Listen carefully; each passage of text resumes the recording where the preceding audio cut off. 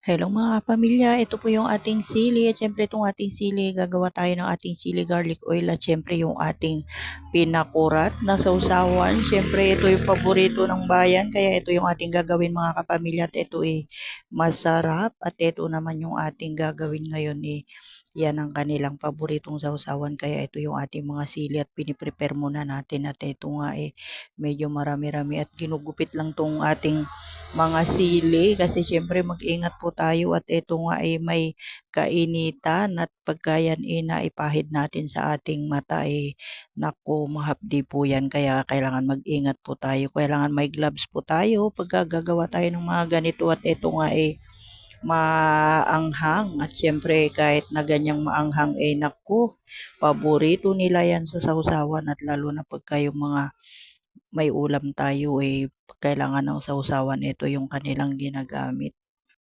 At ayan nga mga kapamilya at ito na po ay ginugupit natin at piniprepare na yung ating gagawing sausawan at syempre ito titimplahan lang natin yung kanyang suka ng kaunting asukal at syempre ilalagyan din natin ng asin para may lasa na yung ating suka. At syempre kung hindi naman natin gusto yung sobrang napakaasim, nagtitimpla rin tayo ng mas maraming asukal. Syempre may mga sukatan na at panimpla. Depende na po sa inyo kung ano yung gusto nyong panimpla at syempre nag-prepare din tayo ng ating sibuyas, bawang at syempre yung ating luya na niyad-yad para yung ating sausawan masarap. Kaya ayan yung ating gagamitin sa ating gagawing sukang pinakurat. Yan po yung tawag sa kanya at yan yung iba gagamitin din natin sa ating chili garlic oil ng ating sili. Kaya ayan dinagdagan natin yung preparasyon natin ng ating bawang. At yan naman kunti lang naman din yung gagawin nating chili garlic oil pero yung suka natin siguro mga 1 litro yung gagawin natin. Kaya ayan at naka-prepare na yung ating gagawing sausawan. Siyempre ito lahat na kailangan nakahanda na lahat bago natin timplahan yung ating suka at yan na nga nakahanda na at ito nagawa na natin. Madali lang naman itong timplahan at i-mix mo lang pagka na-ready mo na lahat yung mga kailangan at syempre yung lasa ng ating suka depende na po sa inyo at syempre naglagay din tayo ng konting asin dyan para yung ating suka masarap. Kailangan templado na yung ating suka kaya ayan yung ating ginagawa at ito masarap po ito mga kapamilya kahit anong isawsaw mo dyan mapatuyo man yan, isda man yan o kahit ano lalong lalo na kung yung chicharon ang isasawsaw mo dyan. Kaya ayan yung ating suka. O tingnan nyo, di po ba napakaganda ng itsura ng ating ginawang suka. At syempre masarap din po yan. Kaya ayan ang kagandahan. At syempre ito naman yung ating ginawang chili garlic oil mga kapamilya. At ito yung paggagawa naman natin dito tinimplahan din natin tong ating chili garlic oil natin para masarap. At syempre yung ating chili garlic oil medyo tinoasted natin ng konti yung ating bawang saka yung ating sili para matagal ang buhay ng ating sili kasi pagka hindi yan naluto na mabuti magkakaroon sila ng puti-puti at hindi tatagal yung ating sili.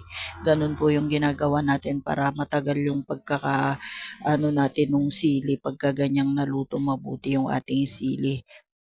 Hello mga kapamilya, ito po yung ating blessings at syempre for today's vlog cooking serye na naman ang ganap ng inyong lola. Nagpunta tayo sa bukid at ito nga may namigay sa atin ng blessings at syempre 4 na piraso yan. Pinamigay din natin yung dalawa pero itong dalawa na natira syempre para sa ating almusal ngayon kaya iluluto na natin. At ayan ang ating ulam ngayon mga kapamilya at yan ready na po natin tong ating lulutuin at ito naman naku isa na namang masarap na almusal tong ating ready mga kapamilya at ito nga ready na natin para maluto na natin tong ating almusal at fresh from the farm yan kasi dun sa ating katabing bukid ang namigay dyan kaya shout out sa namigay. Thank you so much sa blessings.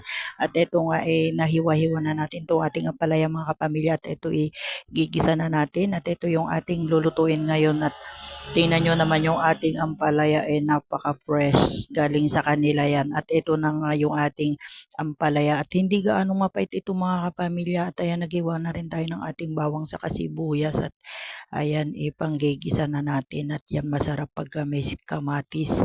Kaya naglagay tayo ng ating kamatis para yung ating ginisang ampalaya mga kapamilya, siguradong extra rice na naman to.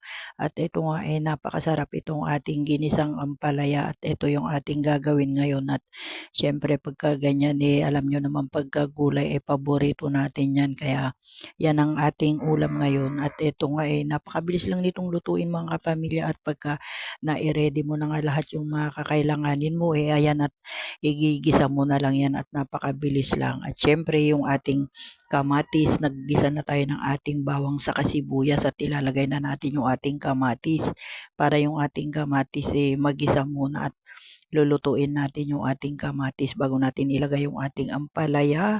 At yan naman pag naigisa na natin at isinunod na natin yung ating ampalaya mabilis lang yan lutuin at pagka kumulo yan, lalagyan na rin natin ng itlog para yung ating ginisang ampalaya syempre masarap yan at yan na yung ating kamatis at ilalagay na rin natin yung ating ampalaya pagka yan medyo naluto na at yan na inilagay na natin yung ating ampalaya mga kapamilya at yan naman pagka nailagay na natin at tatakpan lang natin mabilis na yan maluto mga kapamilya at ito nga yung ating ampalaya medyo marami-rami itong ating ampalaya. 2 piraso lang yan pero napakalalaki ng mga ampalaya na ibinigay sa atin at ito nga ayan na yung ating ampalaya at nilagyan natin to ng 4 na itlog kasi malalaki nga yung ating ampalaya.